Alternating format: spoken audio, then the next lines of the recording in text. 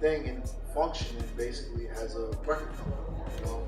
So we said, hey, let's just make it official. Let's just establish our own record company. You know, so at the time he was like, hey, I always like the name Grand Hustle, so why don't we just call it the name of the record company? So that's kind of like how that started.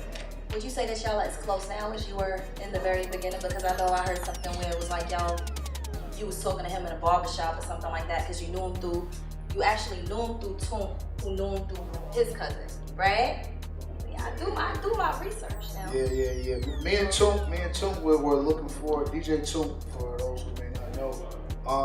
When I first moved to Atlanta, I met Toomp and I was actually working at Patchwork, the studio at Patchwork. Excuse me, and Toomp, I met him through Patchwork, and I went to Toomp's crib, and he had like just a whole arsenal, whole library of like music, beats, you know. And I was like, damn, like you got like a lot of dope beats, and I felt like just no one really probably knew how dope he was at the time.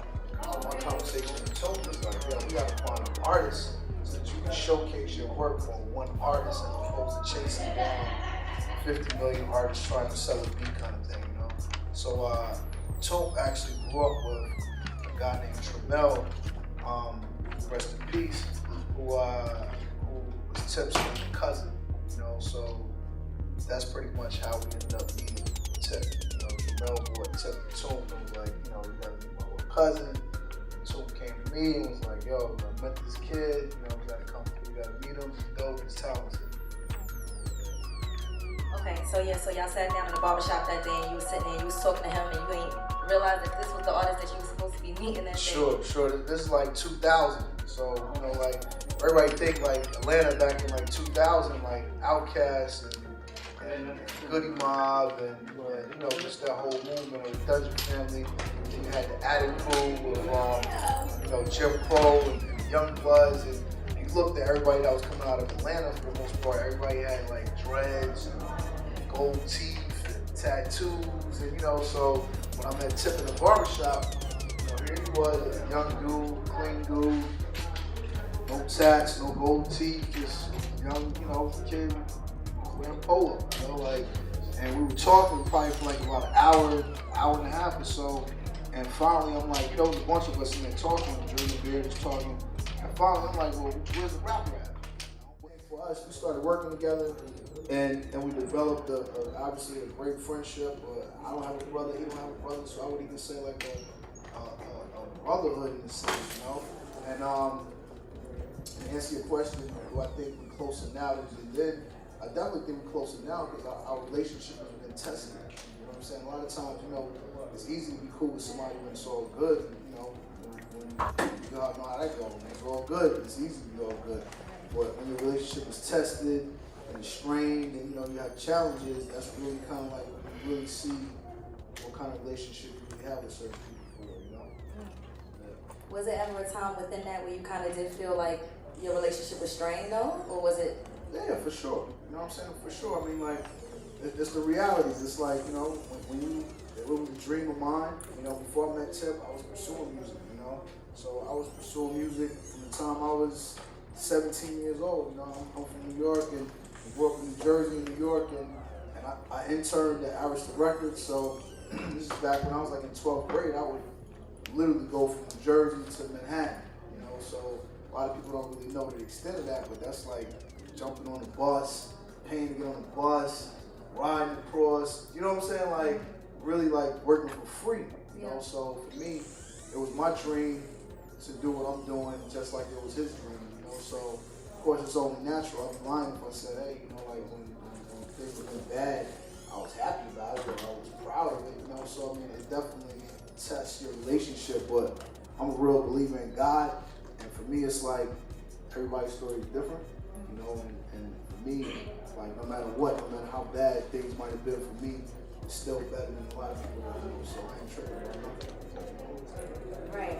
All right. I like the fact that I remember when Bob was signed to y'all, and everybody was kind of looking at. Well, I know I was looking at it like, oh, word. Like, are they going in a different direction with this kid or what? But his capabilities proved to be, you know, I guess, diverse or whatever, where he can do whatever. But initially, I was like, oh, really? How exactly did that come? Like, not how did it come about, but how much of that did you have something to do with? Like, were you the one that kind of was like, yo, we should probably try something new? Nah, I mean, like with Bob, we was doing, or we still do Hustle and Flow, open mic thing, Hustle and Flow. So we do that, and Bob was coming to Hustle and Flow, and Bob was like doing this thing for like weeks at a time. So for us, it was just coming in different directions. You know, obviously Clay do Hustle and Flow, so it came from Clay, it came from Doug, who, a friend of the A&R. So it was coming from a lot of different directions of, yo, this kid Bob, he's doing this thing at Hustle and Flow, and finally, myself, Tip, we went and we saw for ourselves, and it was like, it was like a no-brainer.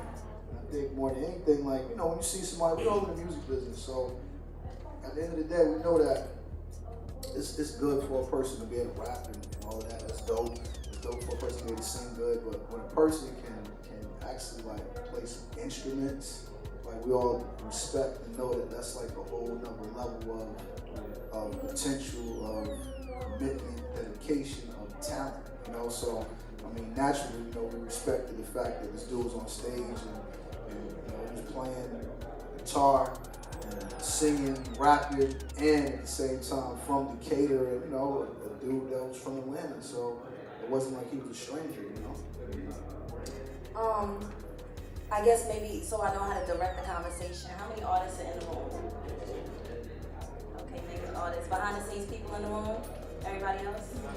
Okay. So it's half and half, so I'm gonna have the questions then. So as far as for artists then, what would you say is the primary element that you look for within an artist that you're looking to get involved with? Me, at this point, like, artists, like, I always tell artists, it's like a trick kind of thing, whereas artists always pursue someone where they feel like can make something happen for them. They always pursue the A&R, record label, or another artist, or anybody that they feel like can really make something happen. But to me, it's really like the exact opposite, in my opinion, and even from my experience. You know what I'm saying? And I say that because you look at our story, you look at someone like T.I.'s story, whereas like you got to deal like that. Like you really got to deal fast.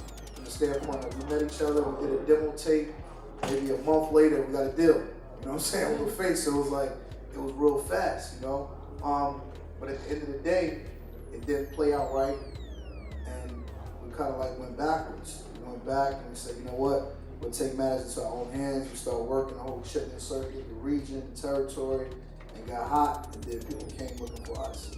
So to me, I feel like with an artist, that's what I look for. I look for who's moving the people. People could, it's all opinions. You can, yo, is he hot? Can he rap? Can he sing? Is he good? Those are all opinions, but to me, I respect when someone has a movement. You can literally see it. Say I'm going to check out this artist tonight, and I go and I don't even know him. His name is Joe Blow, but I get to the spot and I see 500 kids waiting for Joe Blow. You know what I'm saying? Like, and I see Joe Blow's movement. I think that's the most powerful thing any artist can do is keep their head down, work, grow their audience, and people are going to come and find you. That's the position that you want to be in more than anything.